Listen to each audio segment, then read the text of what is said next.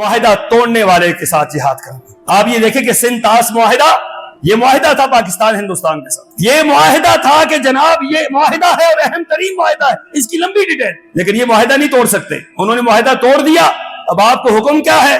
آپ ان سے منتیں کریں کہ جناب معاہدہ بحال کر دے، نہیں، قرآن نے کیا کہا؟ فرمایا اگر وہ تم سے کیا ہوا معاہدہ توڑتے ہیں اور تمہارے دین میں تان کرتے ہیں تو تم پر فرض ہے کہ تم ان کے خلاف اعلان جہاد کرو۔ معاہدہ توڑنے والوں کے ساتھ منتیں نہیں کی جاتی، معاہدہ توڑنے والوں کے ساتھ اعلان جنگ کیا جاتا ہے، اعلان جہاد کیا جاتا ہے۔ ابھی آپ نے یہ بات کہہ دی کہ آپ نے سندھ طاس معاہدہ ختم کیا ہے تو ہم کیا کریں گے؟ شملہ معاہدہ ختم کریں گے۔ جان نکل گئی۔ یہ دونوں معاہدوں کی ڈیٹیل آپ پڑھیں کہ کتنے خطرناک معاملات ہیں۔